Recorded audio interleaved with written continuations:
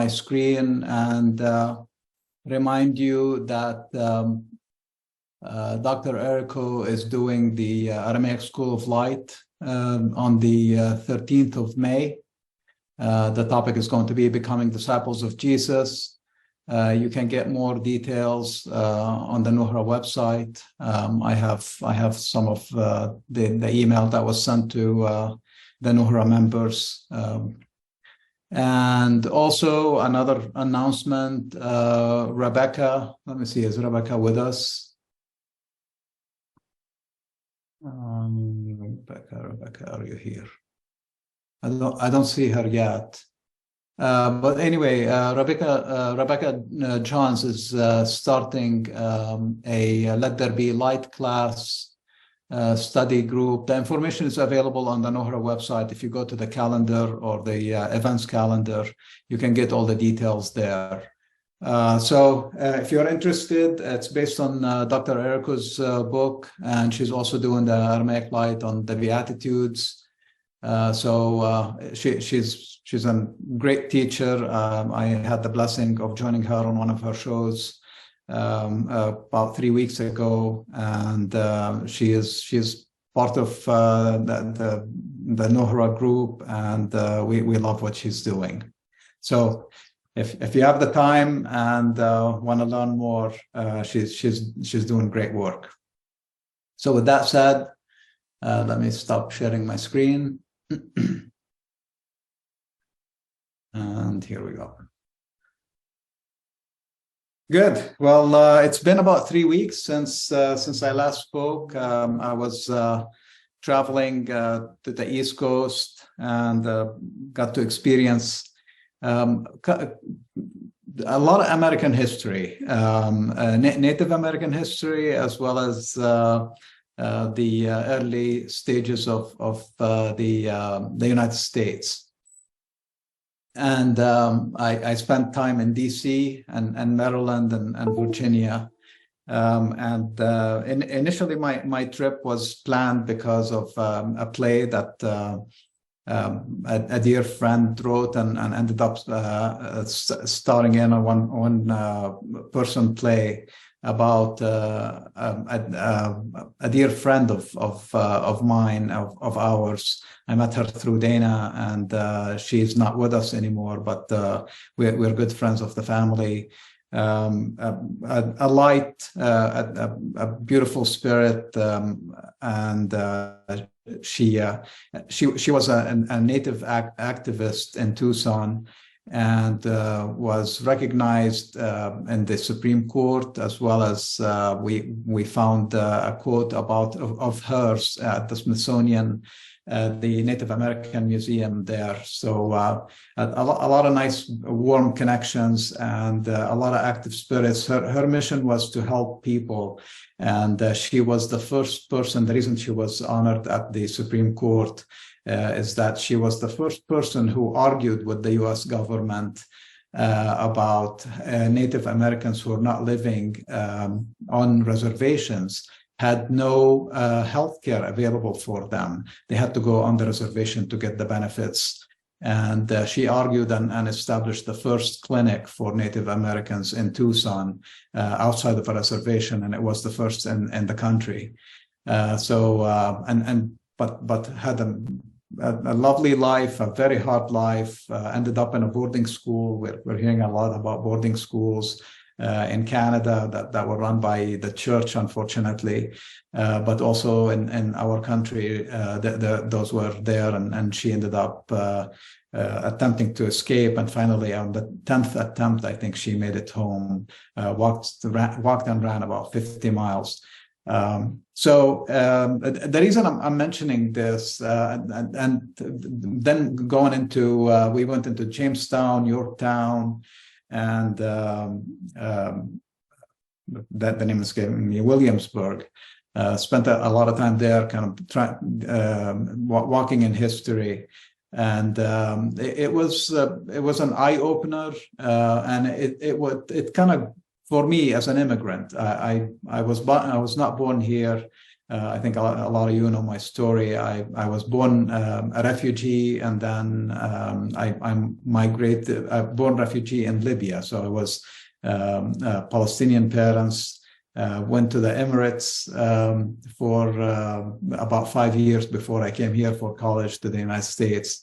I had the blessing of being kind of like the odd man out in many of these places. And what I didn't know is it was all to prepare me for this work and to understand how I was not an odd man out. I was actually, my situation was very common, and my situation opened me up to become, to not identify necessarily with a specific religion or nationality or skin color.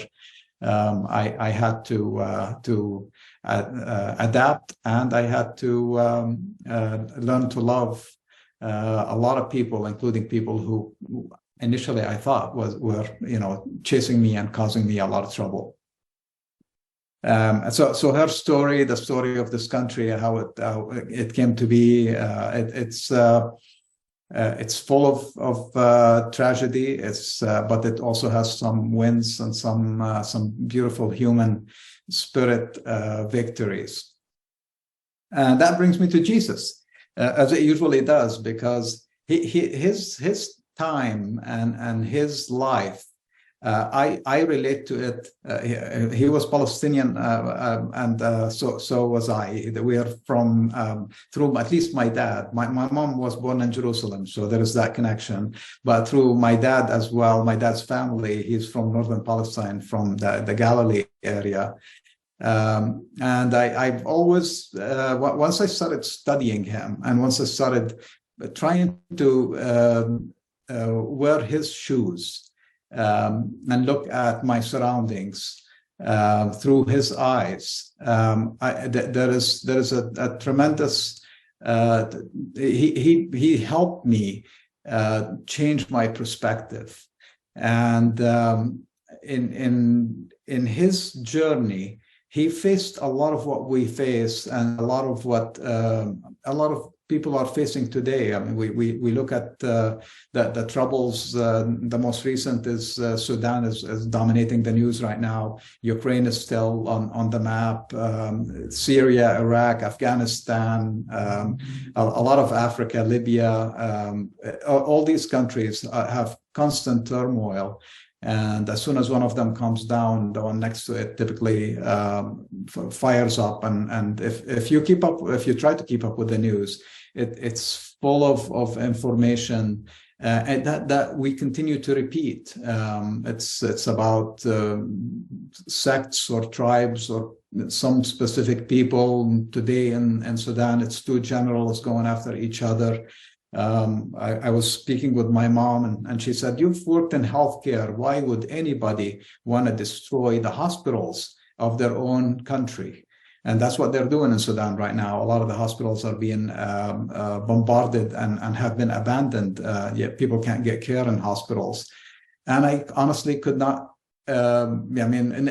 Unless I think in a sinister way about rebuilding and bringing in new hospital systems. Sudan had amazing doctors. I had the blessing of actually being treated by a few Sudanese doctors in my life who were actually in the Emirates, very highly educated, very wise.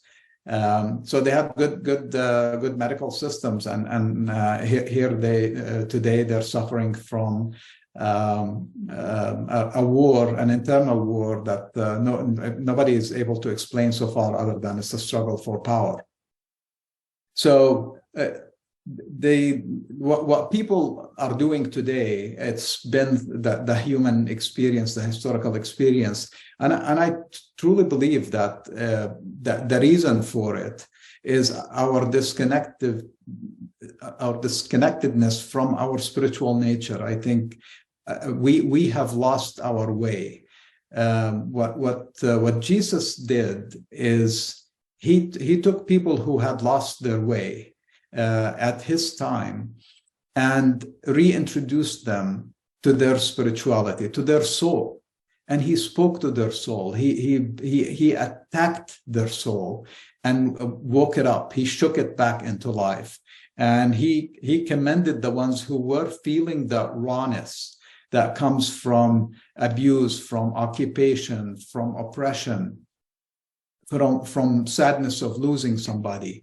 And he told them, don't disconnect from that. Don't ignore it. Use it as your power, use it as your energy, and then leverage it to not only heal yourself, but heal anybody who's actually suffering from that. That's what the Beatitudes are all about. When he talks to the mourners and tell them that you'll be comforted, he knew that spirit is so strong. Now, if you think about how religion deals with death in general, it's the thing that we fear the most in religion. It's the thing that after we die, we are sold a lot of stories about the suffering, paying for things that we did incorrectly. It's for some people who have been really good, that's when they get the reward, even if they weren't happy in this life. The fact that they stuck with the religion and so forth, they can get happiness afterwards. That is a tricky thing, and it's a very powerful moment in our life.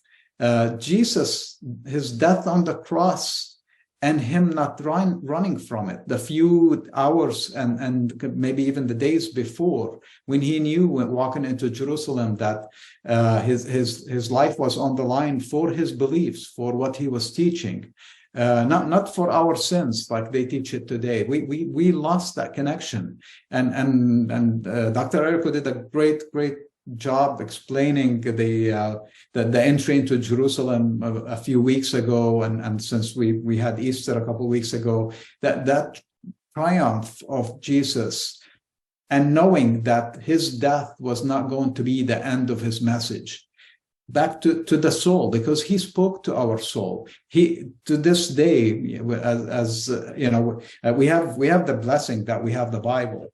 And it's printed, it's abundant. You can go on Amazon and about, if you wanted to pay like $2.99, you can get a copy this evening. The lessons that are there, and those are the ones that are overlooked in religion today. A lot of these lessons are missed. Is him finding the power of our humanity, the power of our soul. I was thinking, why do we come here? Why do we leave the comfort of being eternal spirit and living in the universe and choose this place, earth, that for the most part, that the patriarchs and the prophets and so forth talk about it as it's heaven, it's Eden, it's the Garden of Eden. It has abundant everything. It has beautiful, livable weather, whether you like the heat or you like the cold or you like seasons. We have all that within our fingertips, and yet we build borders. We fight with our neighbors. We fight with other countries. If we're getting along with our neighbors, we feel strong enough that we can go, and fight somebody else. Instead of opening up the borders and sharing, instead of taking the light that Jesus has given us and empowered us to have, and sharing it with a lot of people.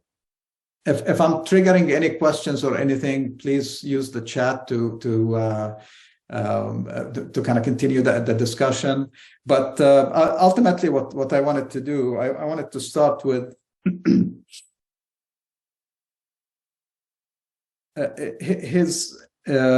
Jesus's message. Now I lost my marker. I've been talking and moving my hands.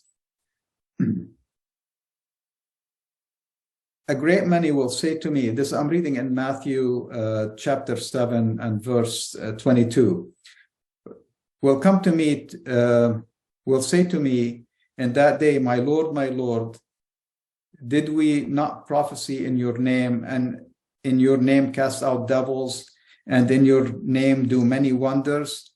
Then I will declare to them, I have never known you. Keep away from me, O you that work iniquity. Therefore, whoever hears these words of mine and does them, he is like a wise man who built his house upon a rock. Now this is I jumped into like a middle of one of his talks, and about people who do works and claim that they are according to the method of Jesus, but they're not.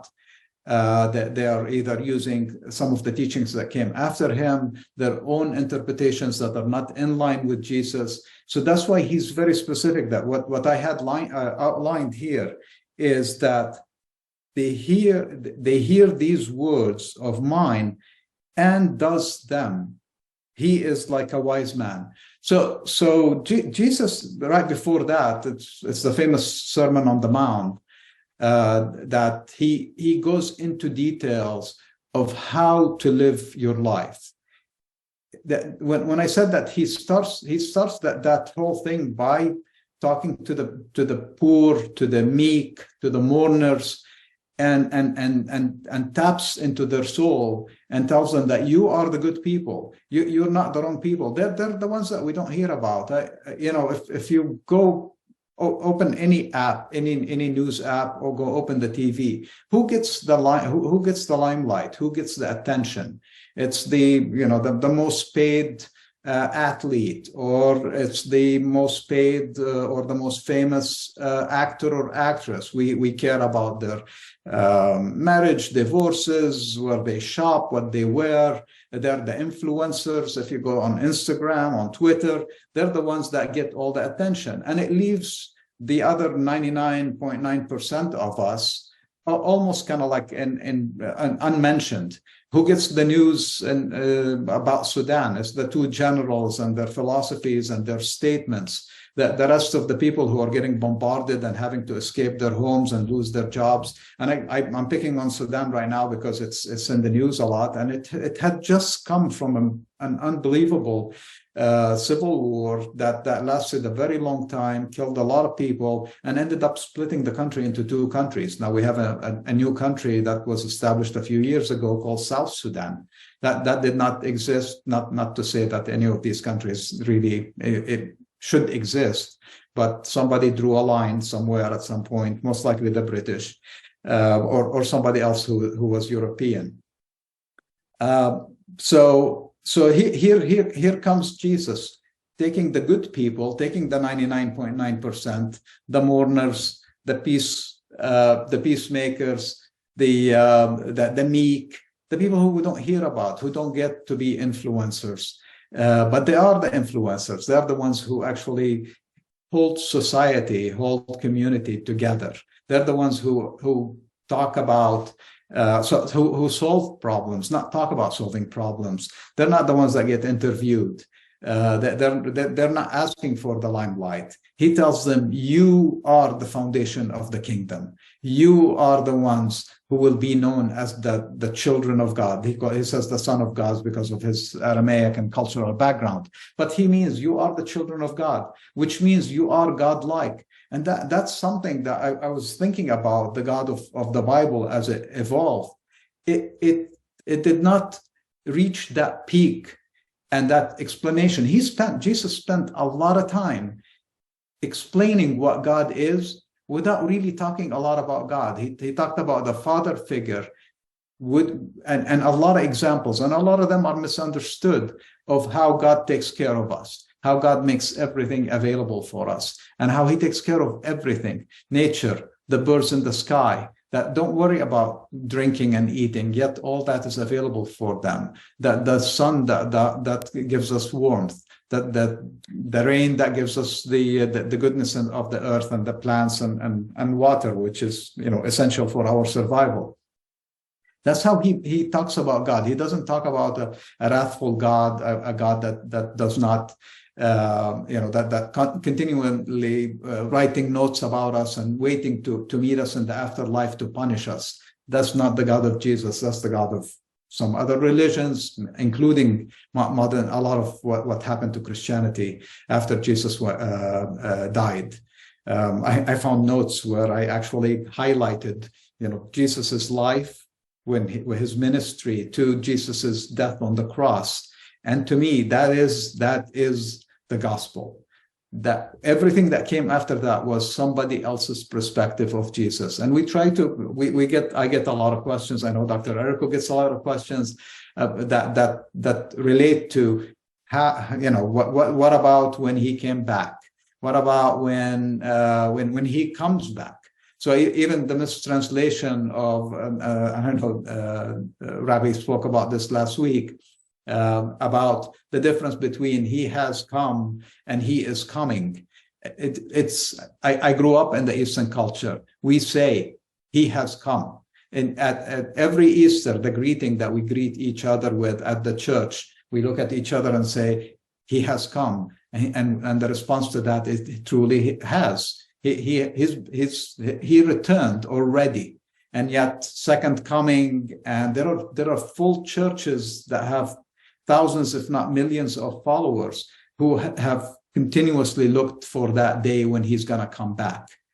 And I hope that they're wrong, if for nothing else, is for the sake of Jesus, because he would be the man Jesus would be crying if he turned the TV on today and saw what we are doing to each other as humanity, regardless of religion, and as Christians, and all the history that we've done in his name for 2,000 years. He would cringe to know what the church has done. He would cringe at the wars that we waged against each other, and the times where we could have interfered and we didn't, to stop things.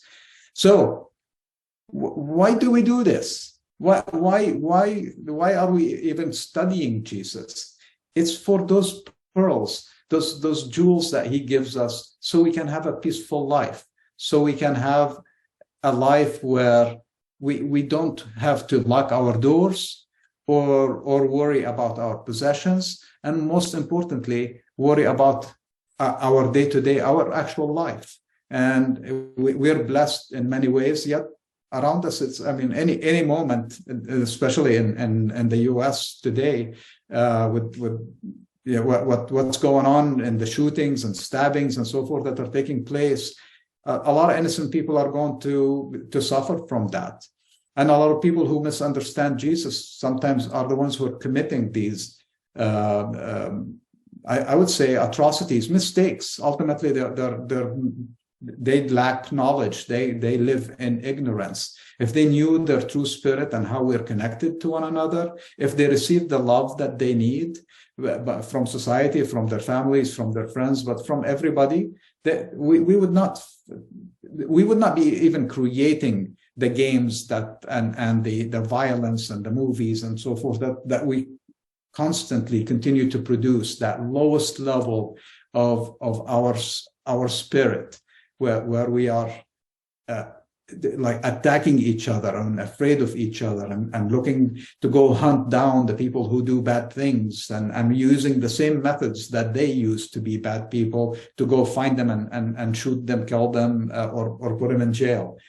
It's maddening what we have in front of us as this jewel of knowledge that we carry, and most of us have, if not one copy, multiple copies, and then we move on and we kind of like maybe attend a couple hours at church, which a lot of churches don't speak the way I'm speaking right now, but and then leave and go turn the TV on, or go into our gaming console, or listen to some podcasts or whatever. A lot of it is full of these things, or fantasy that even disconnects us. Luckily, in a good way. I like fantasy, so it just gives our minds a way to expand, and hopefully in a positive way, not in repeating the cycle of violence that typically is available on local news, etc.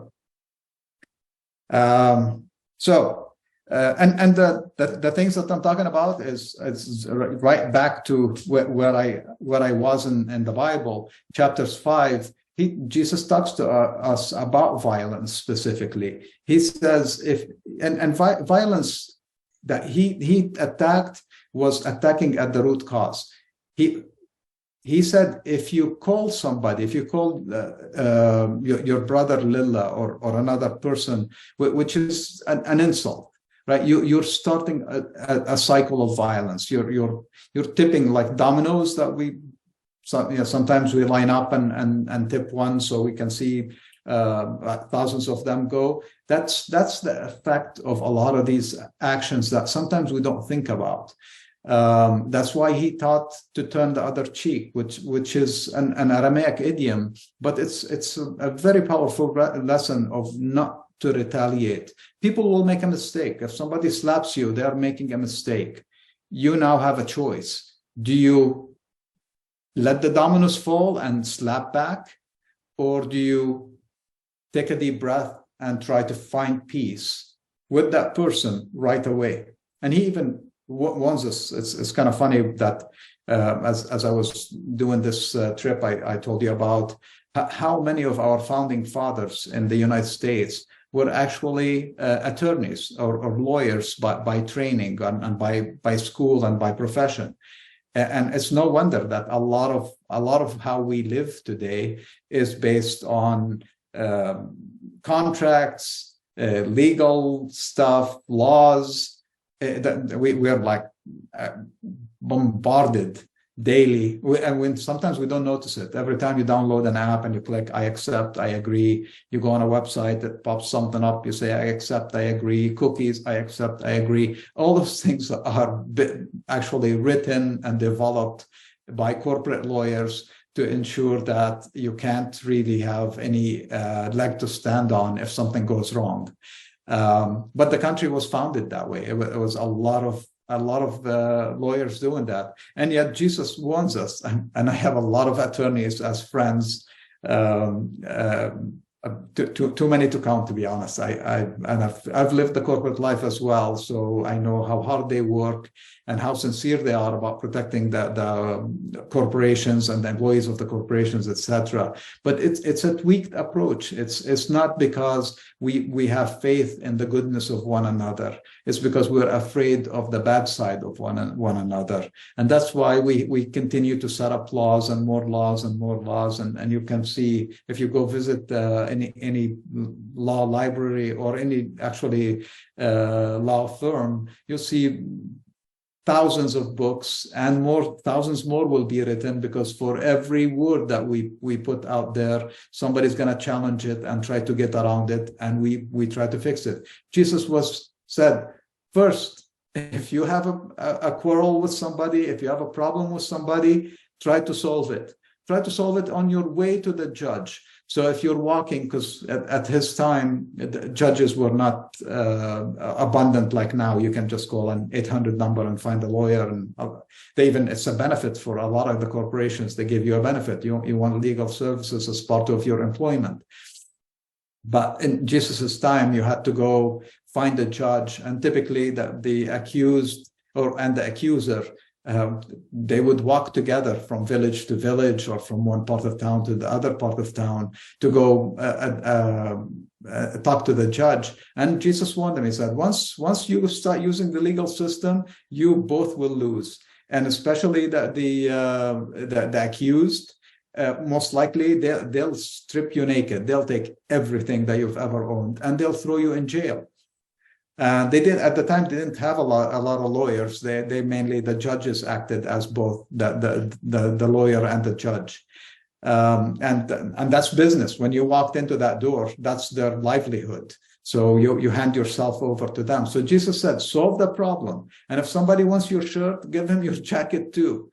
And then on the other hand, on the other side of it, he said, when you speak with yes, yes, and no, no. So back to my point about law and how we develop law and why we have all these books and we constantly change. We change even in our election systems. And I'm doing a lot of American references here. Hopefully it will resonate if we have anybody internationally listening to this, because I see a lot of countries who were not that way are becoming that way. And being a lawyer, even in the Middle East nowadays, is an extremely powerful, very lucrative position. In my family, there are a lot of lawyers. and attorneys. This is the world that we're creating now, and we continue to wonder, why are we so disconnected? Why are we so unhappy? Why is there so much trouble? What's happening in Sudan, you can quote me now, but you probably will have to dig into that. It's going to be an extremely lucrative contract for a big law firm to rewrite the constitution of Sudan and the laws of Sudan. So whoever takes power is going to try to change things, and whoever wins is going to try to change things, most likely to benefit them. They're going to rewrite the rules. And when they do that, they're going to hire a whole bunch of international lawyers and law specialists to do that. Exact opposite of what Jesus was teaching us. Exact opposite. So don't start the trouble. But if you start the trouble, try to solve it on the way to the judge. And if you make it to the judge, you're going to suffer from there. And then live your life peacefully. Don't look at, the things that he goes into. It doesn't say, there is a commandment not to commit adultery. He says, if you even consider it, if you think about it, if you look at the wrong person, you started the process. And a lot of our movies are about that. A lot of our stories about that. We have the answer and we skip right over it. We go to Paul, we go to the resurrection story, we go to the Acts of the Apostle, and there's more juicy stuff there, I have to say, and sometimes a lot easier black and white answers from Paul. But and I don't blame him, because I blame him a little, because he does bring things, but he's usually upfront on saying, what I'm telling you is me, Paul, is not our Lord Jesus. So he usually separates that. Of course, the church jumps right over those verses and goes into like the Bible says.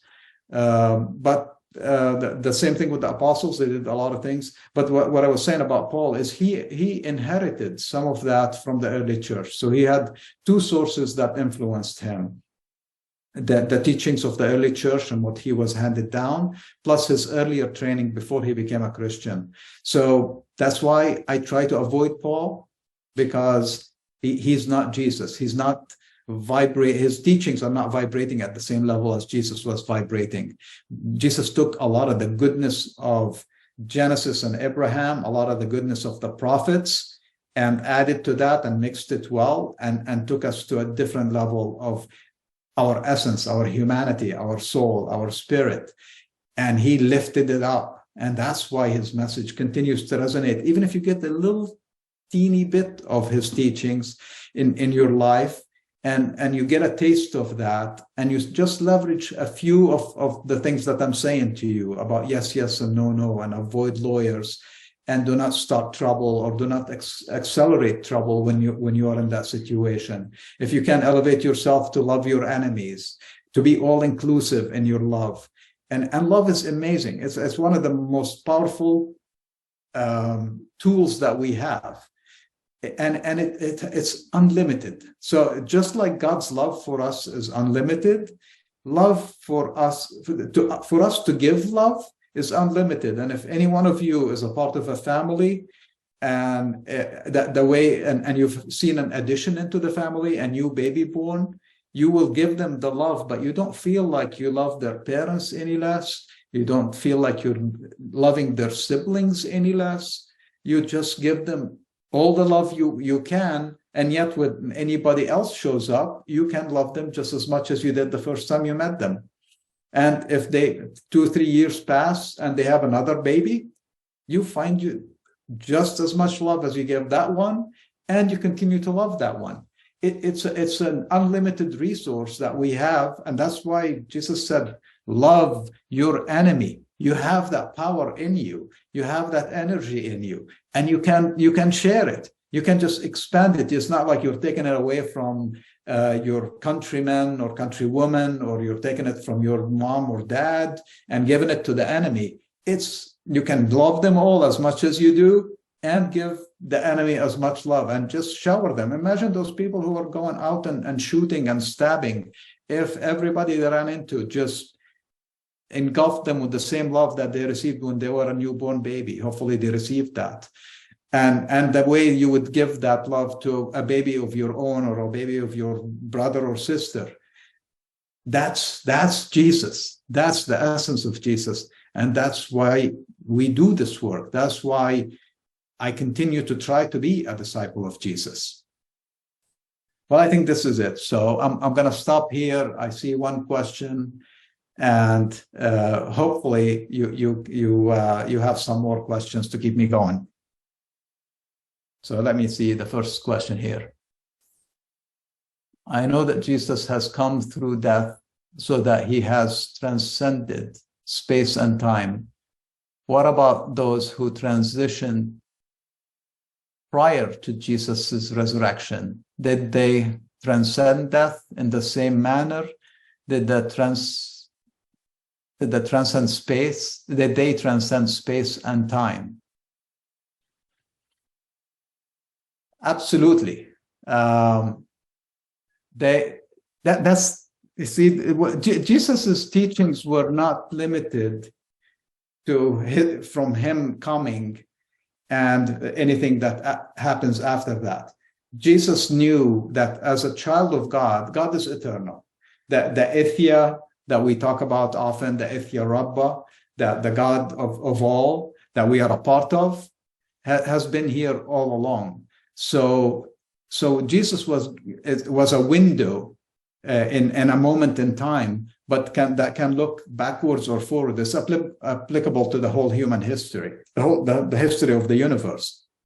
So I hope I'm getting at this, correctly, understanding your question correctly, but that there is no time in our spiritual journey. And that's the other. I mean, I've been talking to my wife after a few medical visits that I had. It's like the one thing that we continue to work on collectively is this suit. I heard a minister refer to our bodies, to our physical body as our space suit, because we are floating in space. Ultimately, we are standing on a spinning rock. And this is the suit that our spirit uses to give us this human experience, this experience on Earth, and we continue to work with it. It's a good suit but it ages. It's susceptible to some illnesses. If we abuse it, it even acts against us a little bit quicker. But we continue to work with the viruses that affect it. We continue to work with the diseases that affected the immune system, and so forth. So this is the only place we know the idea of time, sequential time. But as far as spiritually, we come to enjoy the heck out of this. Sometimes we get surprised. It's not as fun as we thought it could be. We land in the wrong family, the wrong country, the wrong time zone, who knows? And then we have to work really hard. Yet, I think the teachings of Jesus, if you become the light of that moment, if you can transcend whatever you're born into and you're taught, because when you're born, you're not aware of those things. When you are a 1 or 2 year old, you're not aware of those things. Hopefully you're getting a lot of love, a lot of attention, a lot of nurturing. But what will seep into you during those years as you continue to grow up and go to school and so forth is culture, is society, is history. And if you buy into that, that information, you start distancing yourself from that essence that you started with. And luckily, sometimes as we get wiser, you don't see a lot of people who are in their 70s and 80s, carrying guns or volunteering to go into war. Sometimes they're forced to do that to defend homes and so forth. But even then, a lot of them would rather just carry their stuff and move away somewhere else. And a lot of them want to go enjoy golf and martinis and the whatever number of days they have left. They want to enjoy it. They get wiser to that. And that's when we tell them, okay, go retire, get out of society and go sit in a corner somewhere, enjoy your martini and your golf game or whatever else that you want to do. But unfortunately, that wisdom is typically pushed out from being influential. And we need that. We need that wisdom to come back into our day-to-day. Grandparents are great at helping raise children, especially the older they get, because I'm an age of a grandparent. I'm not a grandparent, and I still have learning to do. But as I get older and older, I think I can impart more stuff, and so is every one of you on this session or listening to this class. I see probably a follow-up question, so let me look at that. Okay, the next question is, how did Jesus, the Anointed One, survive 40 years and 40 nights in the desert without food or water? And the same of the other prophets who did fasting 40 days and 40 nights. Great question. And sometimes I read things before the class that I don't know why I'm doing, or before the session, but I don't know why I'm reading that. But I read that exact part of the Bible, and 40 days and 40 nights, most likely he had water. He was fasting from food because he was trying to get into a quiet state, and a quiet state of the mind, but he also is familiar with the desert and familiar with how to work with the environment he had. So I don't think he was like zero intake, like nothing came into his mouth. And I'm not going to debate 40 days and 40 nights, but it is a complete number. It's a number that he went through the full experience. So how did he survive it? Probably by drinking water, and maybe once in a while picked up a little herb or something like that to keep him, his nutrition level up. But ultimately, he was trying to get away from physical influences and those feelings and focus on his spirit and his soul, and answer some really deep questions related to his ministry. I wish that we would do that. I know that sometimes I do it, not quite to the extreme that Jesus does. But when I ask myself, why am I doing this? Why am I doing what? And what is it? What does it look like? And why am I doing it this way? Those are the questions that we need to ask. Like, why am I here? The question that we hear, kind of like generically in society, and most of the answers are kind of perplexing. I think it's an individual question. It's not why are we here? Why am I here? And how can I make things better? And we should ask ourselves that question on regular basis, not just like one time and we will figure out our purpose. Because the more we get into it, the deeper it's gonna pull us in, and the more we learn, the more we will have to give. So Jesus, in the case of Jesus, physically how he did it, I think he drank a little bit of water. He knew where to sit and how to calm his body down, so he's not burning a lot of energy. And our bodies are these suits that I made fun of earlier are very resilient, and they carry us with abuse and with some environmental conditions and so forth. They can carry us easily 60 years. And nowadays we will see in this lifetime, hopefully a lot of you are younger than I am, you will see the 120s and 130s as part of your birthday celebrations, and you'll be in good shape, not kind of like regretting the last 30 years of your life. So enjoy and plan for those days, and continue to be influential in a good way.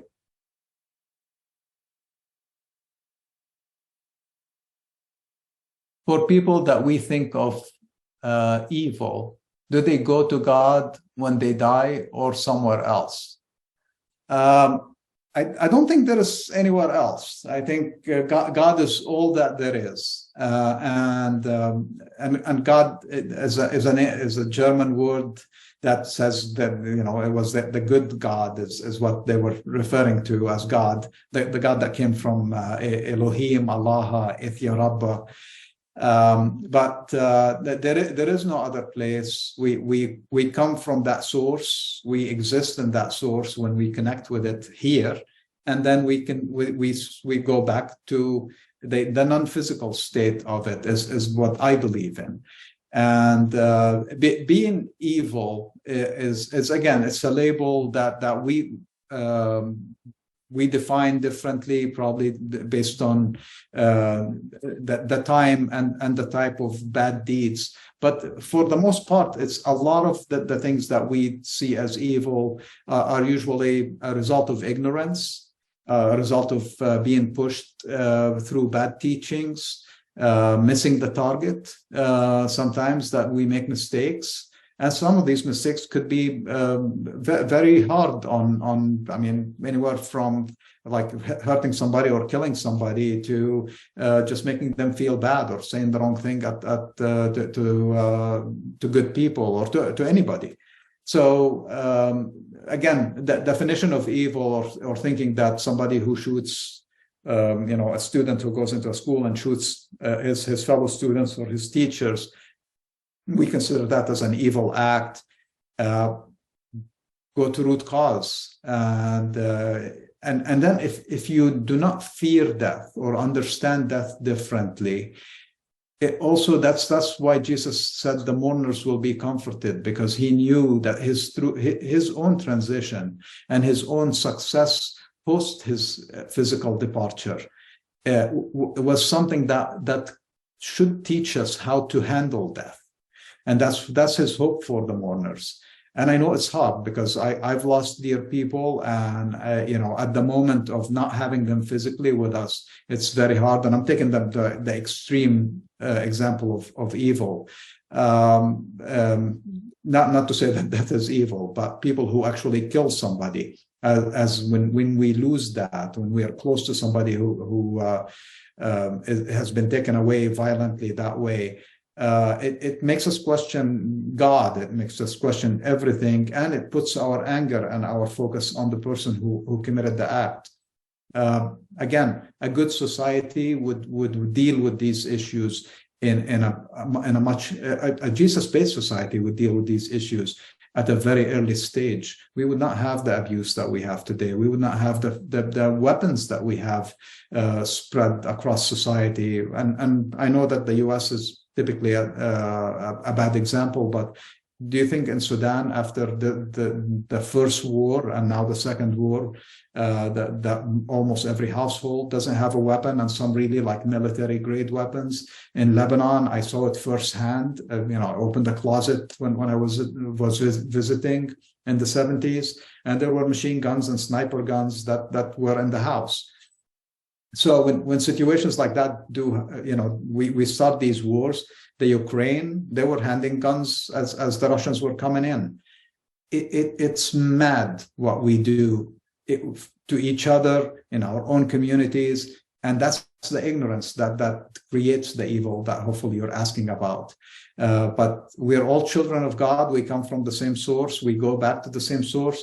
Dr. Errico, I think, mentioned that in his opinion, that if you do not atone and reconcile for the bad things that you've done here, which Jesus said, if you find yourself doing something bad, quit it right away.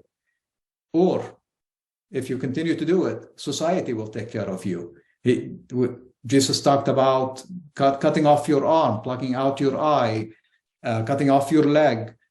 All those are Aramaic idioms of saying if you're envying or you're stealing or you're going places you're not supposed to go, you're better off physically eliminating that, which again, idiomatically speaking, quit it, and then repent, then turn back to God, then go do the right things, go give the poor, help the poor and comfort them, give them food, go be the peacemaker, go do all the good things that you could do to enjoy life for yourself and for others.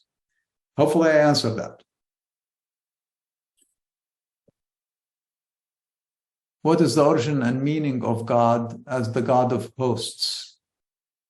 What or who are the hosts? You're taking me back to the Old Testament. To be honest, I'll take that one. It's a little bit, again, the origin of God and the references for God from Genesis to Jesus and post Jesus is a kind of fun journey, because it's an evolution of a universal God under Abraham to these gods that Israel inherited and and actually it was more of like the gods who were there at the time had some powers and capabilities and so forth. But specifically the God of hosts, I'll need to go back to Aramaic and Hebrew and kind of dig deep into that to answer your question. How are we doing on time? Usually, okay, we have about 10 more minutes, and that was the last question I received. Let me see if Rebecca is here, if she wants to say anything about her upcoming sessions. She did not join tonight, not that I see. Rebecca, if you're on, send me a message. I don't think she is. If you have no more questions, what I'll do is when I'm done, hopefully all of you get the email about the link into YouTube. I'm making some of my talks public. Dr. Errico has some things that are released publicly versus some things that are kept only for the people who attend these sessions. Where did the idea of purgatory come from? Jewish teachings. There were a lot of teachings. Again, I had a thingy here that I was going to share, and I didn't, and then now I lost it. There it is. So these are all human concepts.